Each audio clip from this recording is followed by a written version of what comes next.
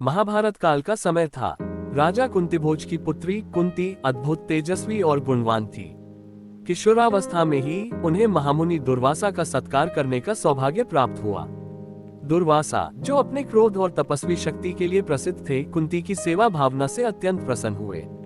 आशीर्वाद स्वरूप उन्होंने कुंती को एक अद्भुत वरदान दिया, ऐसा मंत्र जिसके द्वारा वह किसी भी देवता का आह्वान कर सकती थी और उनसे संतान प्राप्त कर सकती थी।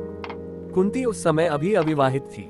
दुर्वासा का दिया हुआ वरदान उसकी जिज्ञासा को उकसाता रहा। एक दिन प्रातःकाल सूरज की स्वर्णिम किरणों से प्रेरित होकर उसने मन ही मन सूर्य देव का आह्वान किया। मंत्र पढ़ते ही आकाशमंडल तेजों में हो उठा और सूर्य देव स्वयं प्रकट हुए। उनके तेज को देख कुंती भयभीत हो गई। उसने हाथ जोड़कर क्षमा मांगी, परंतु मंत्र का प्रभाव ऐसा था कि उसे अब संतान की प्राप्ति अवश्यंभावी थी। सूर्य देव ने कुंती को आश्वस्त किया, हे कुंती, चिंता मत करो, तुम्हें एक दिव्य बालक की प्राप्ति होगी जो वीरता, दानशीलता और सत्यनिष्ठा में संसार भर में प्रसिद्ध होगा। उसी क्षण कुंती ने एक तेजस्वी बालक को जन्म दिया। बालक के शरीर पर जन्म से ही स्वर्णिम कुंडल और अभेद्य कवच सुशोभित थे, जो उसे अजेय बनाते थे। लेकिन कुंती भयभीत थी। एक अविवाहित राजकुमारी के लिए संतान होना समाज में घोर अपमान का विषय था। उसके मन में उथल पुथल मच गई। एक ओर मातृत्व का प्रेम था, दूसरी ओर समाज का भय। अंततः भारी हृदय से उसने बालक को एक सुंदर डिब्बे में रखकर नदी के प्रवाह में बहा दिया। आंखों से आंसू छलकते रहे, लेकिन वह कुछ न कर सकी। गंगा की शांत धारा में बहता वह डिब्बा धीरे धीरे एक दूरस्थ गांव के पास आ लगा। उस गांव में सूत कुल का एक सारथी अदिर्त और उसकी पत्नी राधा रहते थे। वे दोनों निसंतान थे और संतान के लिए वर्षों से तरस रहे थे। अदिर्त जब नदी के किनारे गया तो उसे तैरता हुआ वह डिब्बा दिखाई दिया। उत्सुकतावश जब उसने डिब्बा खोला तो उसकी आंखें आश्चर्य से फैल गईं। उसमें एक तेजस्वी बालक मुस्कुरा रहा था।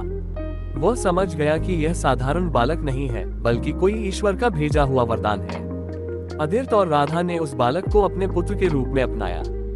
उन्होंने उसका नाम कर्ण रखा, कर्ण अर्थात कुंडलों वाला। बालक बड़े ही लाड़ प्यार से पला। राधा ने उसे अपने हृदय की गहराइयों से प्रेम दिया। कर्ण भी अपने माता पिता की सेवा में कभी पीछे नहीं हटता था, लेकिन उसके मन में एक अनकहा दर्द पलता रहा। उसकी जाति, उसका कुल, उसकी पहचान के बारे में उसे अस्पष्टता थी। कर्ण का बाल्यकाल। कर्ण बचपन से ही अन्य बच्चों से अलग था। वह अपूर्व बलशाली, तेजस्वी और पराक्रमी था। तीरंदाजी, अस्त्र शस्त्र विद्या, घुड़सवारी और युद्धकला में उसकी गहरी रुचि थी। किंतु जब भी वह किसी गुरुकुल में शिक्षा लेने जाता, उसे उसके सूतपुत्र होने के कारण तिरस्कार झेलना पड़ता। समाज के इस भेदभाव को वह चुपचाप सहता रहा। उसका हृदय अक्सर आकाश की ओर देखता, जैसे वह अपने वास्तविक अस्तित्व की खोज कर रहा हो। कभी कभी सूर्यास्त के समय वह घंटों एकटक सूर्य को निहारता, मानो उसकी आत्मा से संवाद कर रहा हो। कुंती का पश्चाताप। उधर कुंती भी वर्षों तक इस अपराधबोध में जलती रही। राजमहल में रहते हुए पांडु से विवाह के बाद भी उसके हृदय का एक कोना हमेशा उस बालक के लिए तड़पता रहा। जब पांडु ने संन्यास ले लिया और कुंती हस्तिनापुर लौटी, तब भी हर सूर्योदय उसके लिए उस छोड़े हुए पुत्र की याद लेकर आता था।